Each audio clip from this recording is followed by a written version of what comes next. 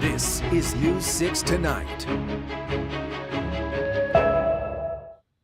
Hey, so glad to have you with us on a Friday night. Ginger Gadsden has been out reporting today, and I get a special guest. I feel like I hit the lottery a little bit. I'm Matt Austin, by the way. This is Jamie Say, our sports director. It is so good to be with you, Matt. You and Ginger have been doing such a great job with this show, and I listen to you guys every single night, and I'm like, how can I be part of it? No. So I'm glad Ginger has this Friday night off after working so hard today. Me too, and we asked, because Jamie Say is a legit journalist. I'm going to tell you that right now. She puts together amazing stories. Went to the Cuse, which even though they stink at football, they're really good at journalism. Oh, I appreciate that. Our football team was better than your football team last year, so I'm not going to let you go there. But no.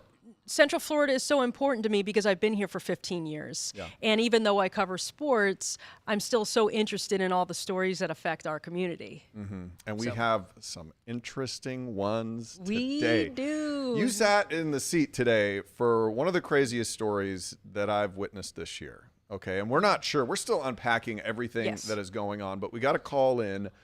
It came in as a vandalism, and so we started digging deeper into this and looking into what was going on, and then we find out that it's not just a vandalism. A whole house was torn apart by some sort of piece of heavy machinery. Crazy. The craziest kind of vandalism you can see, because sometimes when you think of vandalism, you think a broken window, you think some graffiti. Yeah. Oh, no. The full front of the house is gone. Back in my day, it was toilet paper or maybe eggs if you really hated somebody. So this one, there's graffiti all over it. Heavy machinery is used to tear, like you said, rip the whole house apart with some messages in here. So I want to get you a little piece of the story from our community correspondent, Catherine Silver. She surveyed the damage with a guy who watched all this happen. Wow. I was on the front side going down Pine Island Road all the way to Log House. And as I got here, they were just still scurrying around the trailer or whatnot, but like I said, I didn't pay no attention to it. So that's, I guess I'm the only eyewitness because they got out of here pretty quick. An eyewitness account of what actually happened here at the corner of Pine Island and Monte Vista and Claremont. I live a couple miles down the road, and as I was driving by, probably about 5:15, 5:20, I seen a truck out here and two individuals out here, and I didn't pay them no attention. At that time, it's dark enough out here that this driver couldn't see what we can in the daylight, but he didn't miss this. Everyone thinks it was an excavator that did this, but that's not what you saw. No, it definitely wasn't, because everybody thinks it's a track hoe excavator, but it was a lull with a long boom reach on it that they had out here doing that, and I think they kept it on the trailer too, because whenever I drove by, it was still on the trailer. What do you think seeing it now? It's pretty bad. It's pretty bad, especially what they did to that car. Oh my God. Someone was pissed. It's been quite the sight for passerbys all day long. Clearly, word is getting around town fast. My phone is blowing up right now. In fact, it was somebody driving by who called it in around 7 o'clock Friday morning. It looks like it's been completely vandalized, like completely destroyed. Like somebody has smashed it to pieces.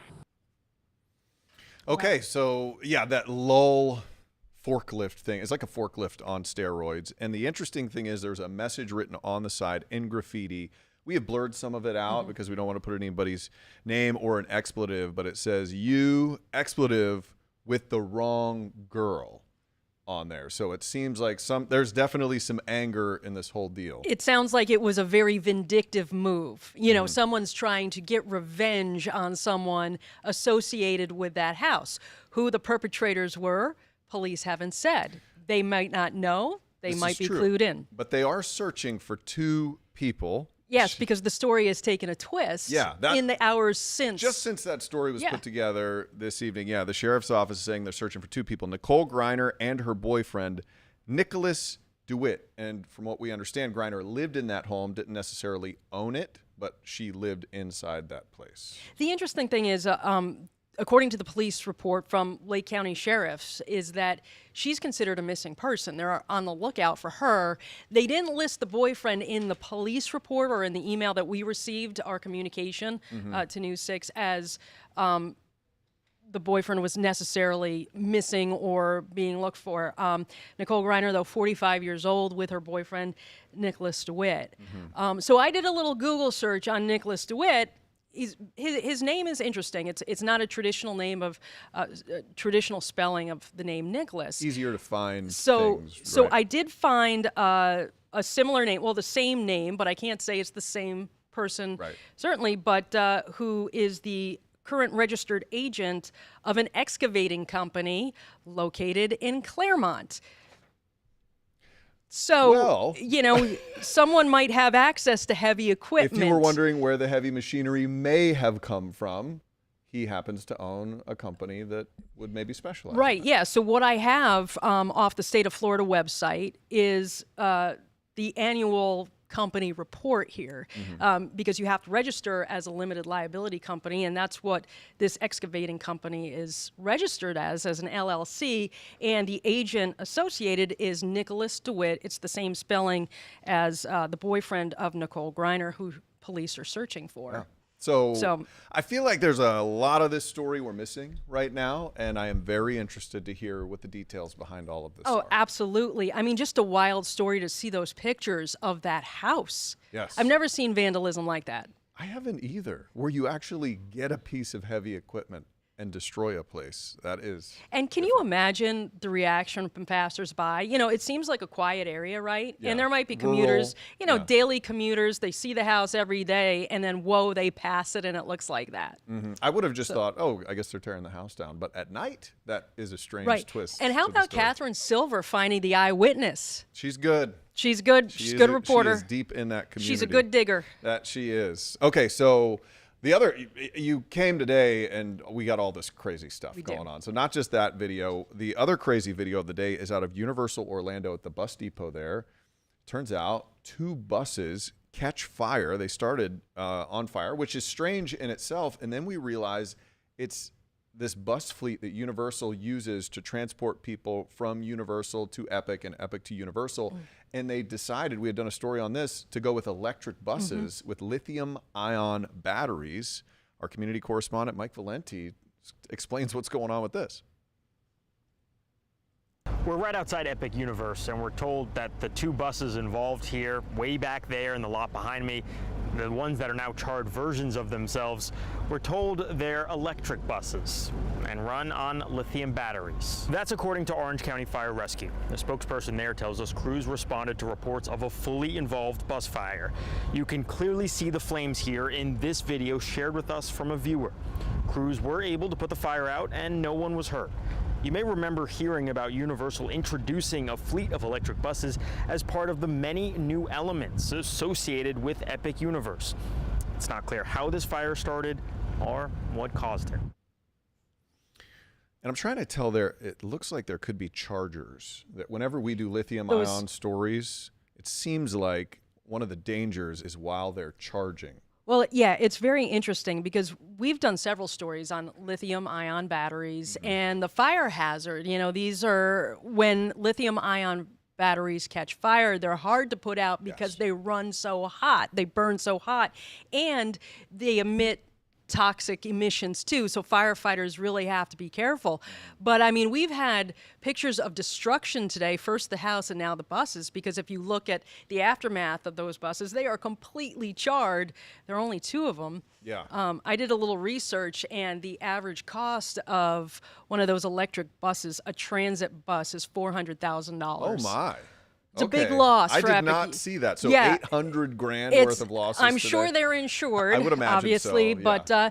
but no, I mean, credit Epic Universe. You know, they wanted to open with all these new bells and whistles, Right. so they commit to sustainable transportation, trying to get their guests from Universal to Epic and back. So they invest in this fleet of electric buses, yet just months after the opening, they've got some replacing to do. Yeah. The good news is nobody got hurt, like Right. Mike said, and really nice work by the Orange County Fire Department, who showed up pretty quickly, kept it from spreading to the rest of those cars. Now, the interesting thing is, you know, we do reports when electric vehicles catch fire because they're still fairly new. Yeah. However, according to the National Transportation Safety Board, fires in electric vehicles are more rare than gas-powered and hybrid by a lot. They just make the news because electric vehicles are still so new to what we do. Yeah, you're right. It is a big Yeah. news story when an if a Tesla ever catches fire, you see it on the evening news, but gas-powered vehicles catch fire all the time. I've yeah, seen those I mean, burning yeah, on the road plenty of times. on in my I-4 life. all the time. Yeah. But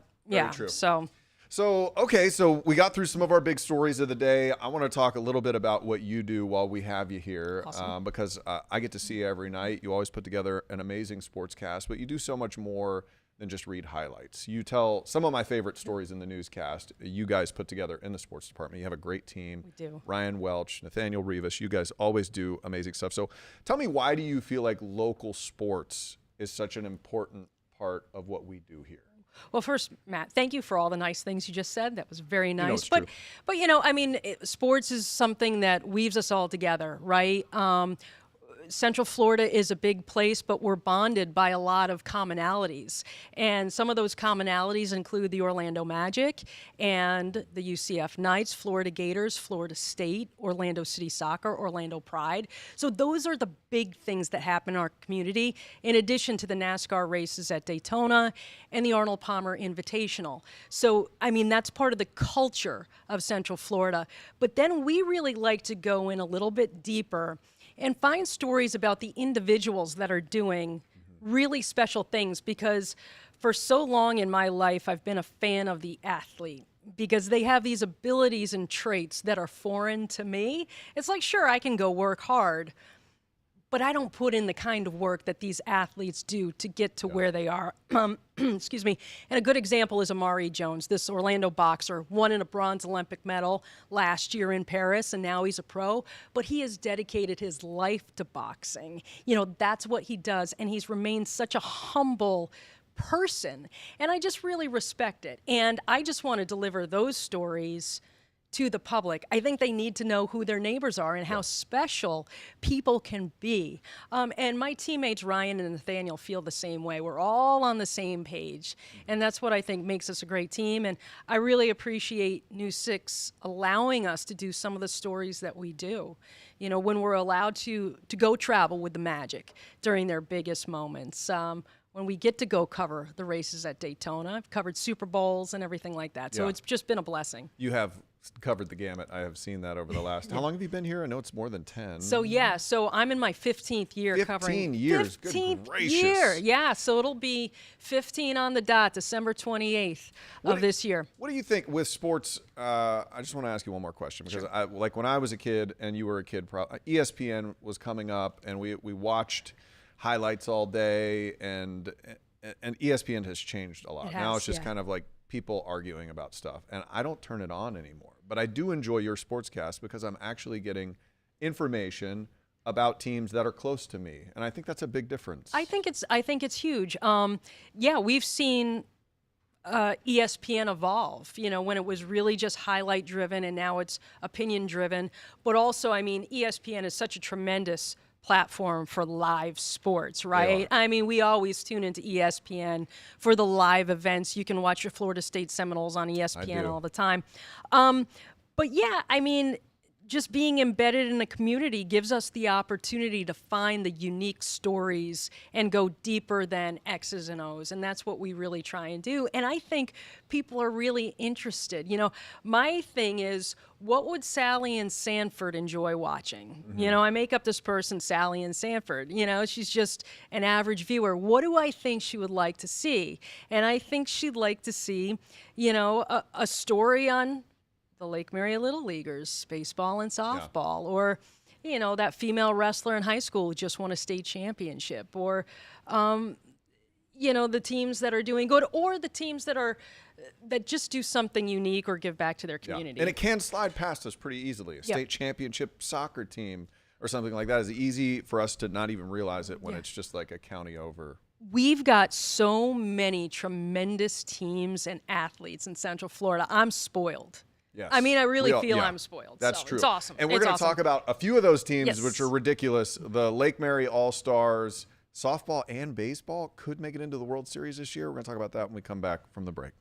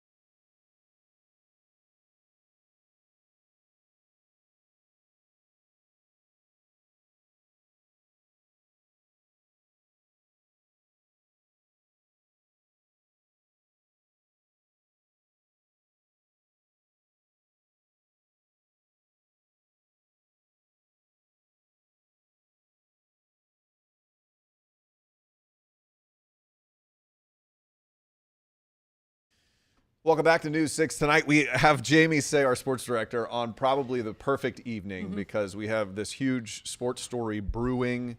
It's kind of in the background, but moving into the foreground as we have Lake Mary has a softball team and a baseball team. Softball team's already in, right, to the Little League World Series, which is incredible. It's awesome. So, you know, we remember last year, right? The Lake Mary All-Stars baseball team. It was magic. They took the summer by storm, winning the Little League World Series. Well, their softball program is really good. They made regionals last year. The softball team made regionals again.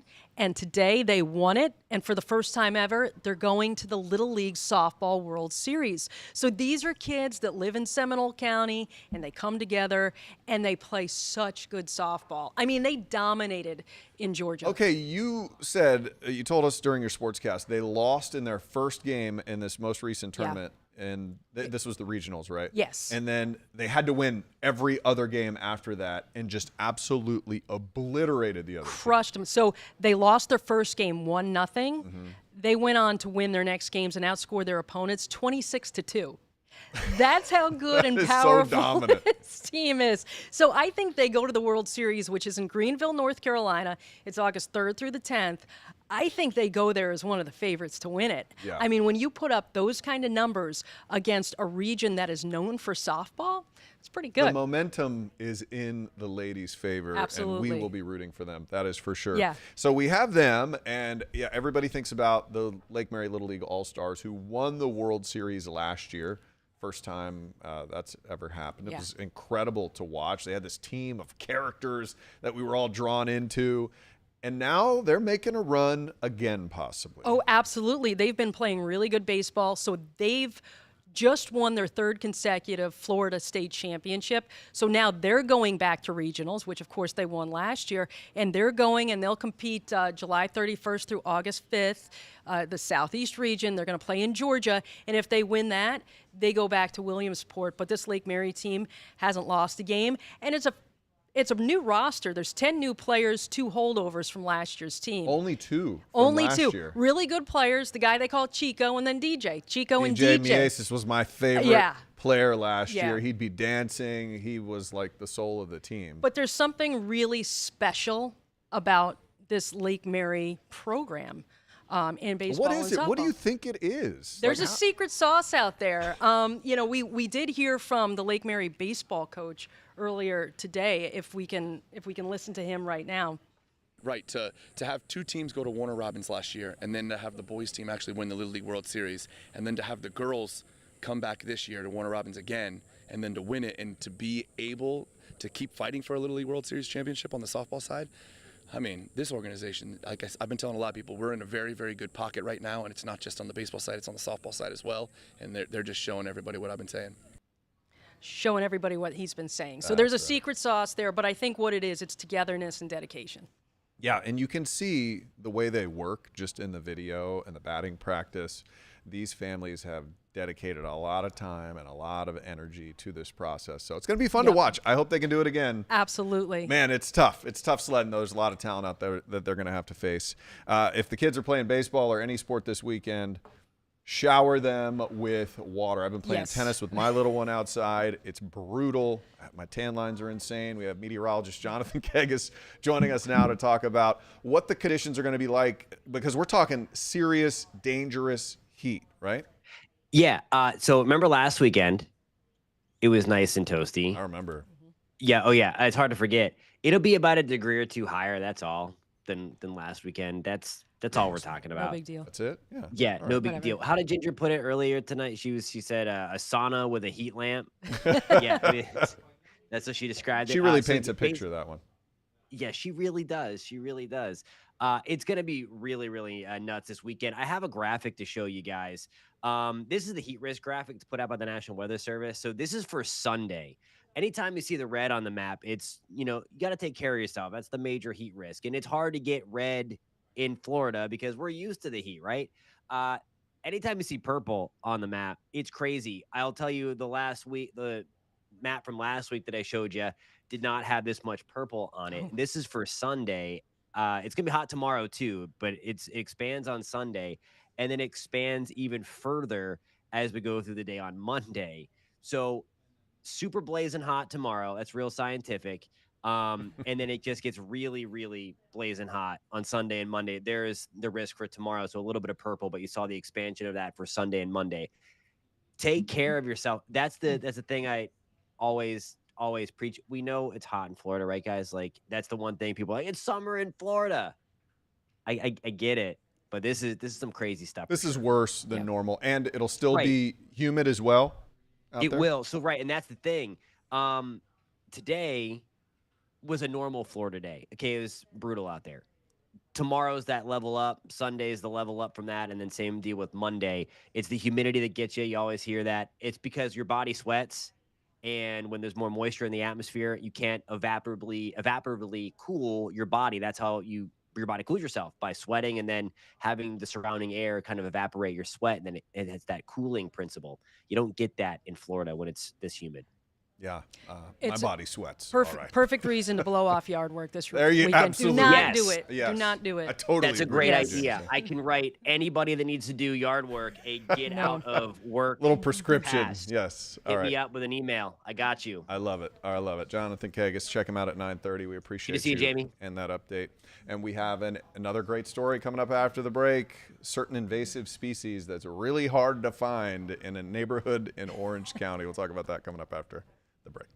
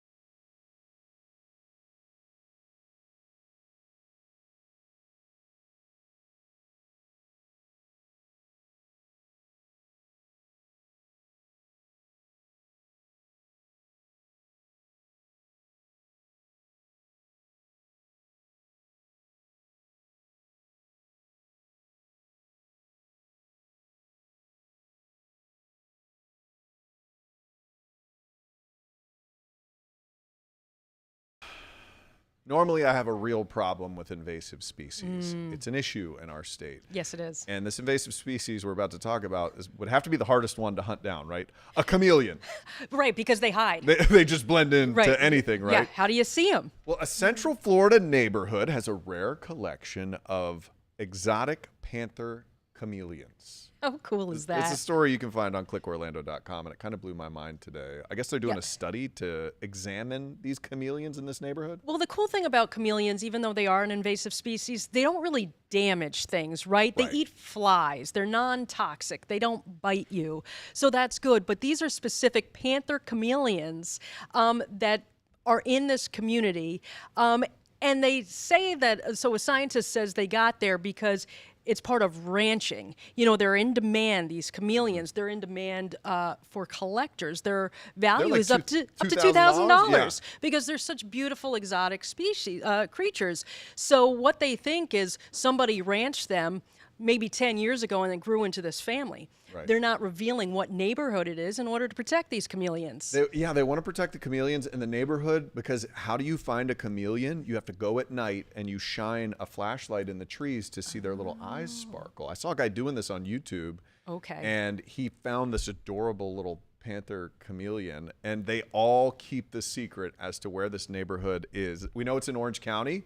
And we know it is crawling with panther chameleons. Just another reason why Central Florida is awesome. It is. We get panther chameleons, and the residents are protecting them. I like it. Yeah, I like that too. I love that They're part like, about you it. do not tell anybody where we are, and because they want to protect those little things. Hey, Sprout from Space, she says we're great. Oh, I think you're great. Thank you so much for watching. We'll see you at 10 and 11 with more on that crazy story out of Claremont. When it beeps.